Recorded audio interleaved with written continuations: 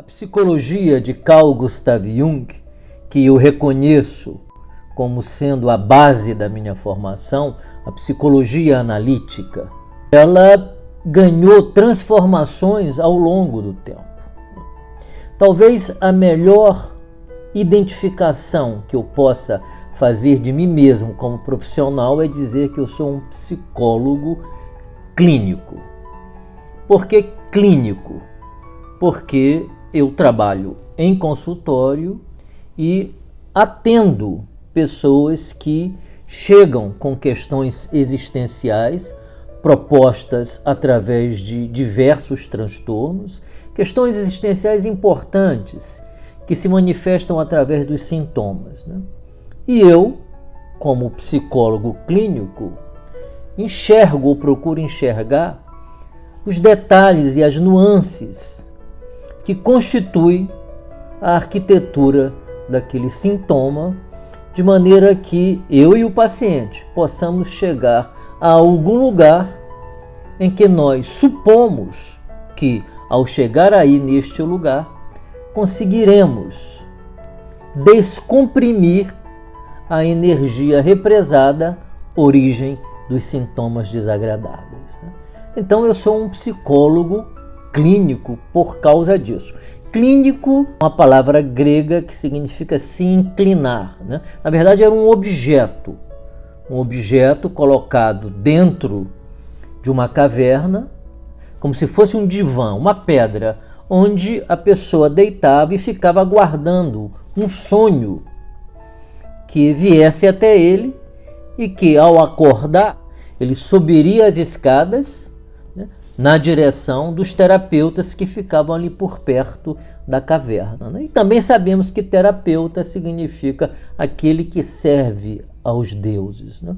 Uma palavra grega antiga, né? Não é invenção moderna. Assim como a palavra clínica também, cliné, uma palavra antiga, é um objeto, é uma espécie de divã de pedra, onde a pessoa deitava para dormir e receber um sonho curativo, né? Eu me sinto como sendo essa pessoa, um terapeuta antigo, que aceito a ideia de que o inconsciente feriu, o inconsciente curou. Mas é preciso que haja um movimento do indivíduo na direção daquilo que o feriu, de forma que ele possa se tornar consciente. E quando alguém se torna consciente de alguma coisa que vivia sob forma de sintoma, incomodando a vida do indivíduo, essa pessoa se liberta, porque a consciência é libertadora. Então, a minha formação de base é Jung, né? Mas eu tenho estudado tantas pessoas ao longo da minha vida, né? Na verdade, aquela história do Jung, o analista tem que ler tudo, tem que ler mesmo, né? Tem que ler mesmo. E tem que ter experiência de vida também. O analista é alguém que está no mundo vivendo a vida dele com todos os conflitos e procurando compreender esses conflitos. Ele deve aplicar a ele aquilo que ele pretende aplicar ao outro quando o procura. É a isso que Jung chama de autoridade moral do analista. A autoridade moral do analista não é a quantidade de livros que ele leu, mas como ele lida com os conflitos da vida dele.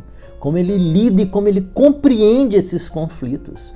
E se esses conflitos têm sido usados para o próprio desenvolvimento do analista. A minha formação de base é a psicologia de Carl Gustav Jung. Mas estudei muito psicanálise freudiana e tenho um verdadeiro apaixonamento pela psicanálise de Freud. Estudei muito os freudianos, especialmente Melanie Klein e a escola kleiniana, encabeçada por Wilfred Bion, Herbert Rosenfeld, Donald Meltzer, John Steiner, Beth Joseph, Robert Kapper. Estudei muito a obra de Donald Winnicott também. E estudei a terapia cognitiva de Aaron Beck, terapia essa que eu tenho muito respeito e utilizo com muita frequência no consultório. E que tem eficácia visível. Então, talvez essas sejam as minhas linhas, né? Mas a minha linha mesmo é a linha da minha vida, né? Essa é a minha linha.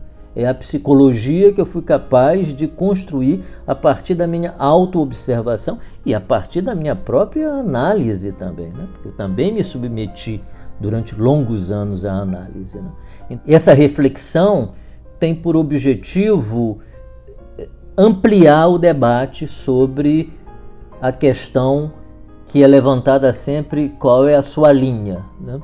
Ou qual é a sua formação, né?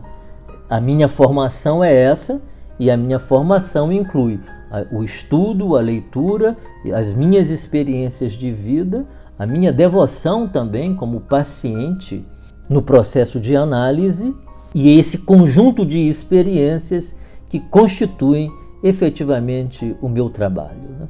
Mas, em última instância, o trabalho do analista sempre é o trabalho que ele foi capaz de fazer com ele mesmo. Como dizia Carl Jung, o analista só pode ajudar o paciente até onde ele foi capaz de ir.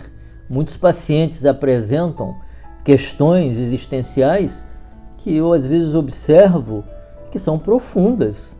Não vejo nenhuma patologia ali, o que eu vejo é uma existencialidade, uma filosofia de vida, né, que o analista precisará ter mergulhado de alguma forma nessa profundidade, ou terá que ter a honestidade de reconhecer que o paciente tem questões existenciais as quais ele não consegue acompanhar, ao invés de reduzir a patologia. Eu acho que essa é uma consciência muito importante e muito ética da parte do analista, porque não há ninguém no mundo que tenha visitado todos os espaços do mundo inconsciente. Então, essa atitude de humildade do analista também eu considero uma atitude muito bonita.